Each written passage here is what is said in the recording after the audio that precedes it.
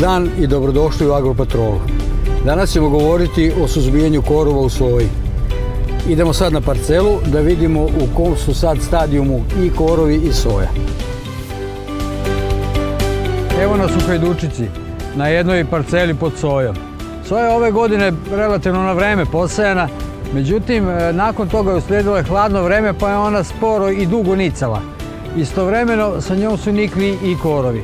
Mi se nalazimo na ovoj parceli gdje su prisutni širokolisni korovi poput najviše ambrozije, štira, pepeljuge, čičaka, gorušice, tatule i tako dalje.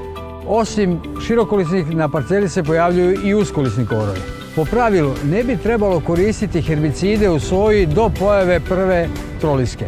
Međutim, soja sad ima razvijen prvi par stalnih listova, a pritisak korova je veliki i u takvoj situaciji moramo suzbijati korove. Mi imamo idealno rješenje u vidu herbicida Korum. Zbog svoje formulacije koja je razvijena specijalno za soju, Korum je moguće primijeniti i dok je soja mala. Ovaj kraj je jako poznat po velikom pritisku ambrozije. Ambrozija je korov koji svake godine guši soju, onemogućava da raste i svake godine je sve teže suzbiti ga. Korum je pravo rješenje za suzbijanje ambrozije i ostalih širokolisnih korova. Na ovoj njivi konkretno možemo ga primijeniti u split aplikaciji takozvanoj, znači prvi put 0,9 litara po hektaru koruma i pola litra okošivača daša. Nakon nekih 10-ak dana ovo treba ponoviti kada se pojavi taj drugi talas korova.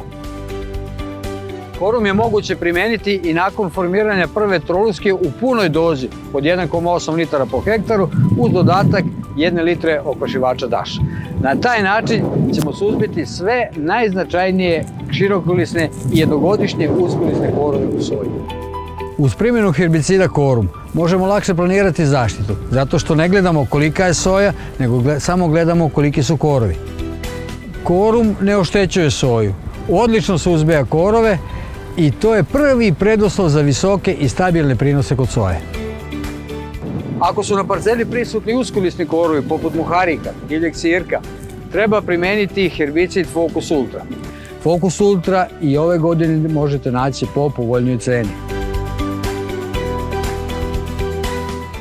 Bila je ovo još jedna Agropatrola. Nadamo se da smo našim savjetima pomogli poljoprivrednim proizvođačima da bolje suzbiju korove u soji. Za više informacija pratite nas na našem sajtu ili na društvenim mrežama. Doviđenja i vidimo se u sljedećoj Agropatroli.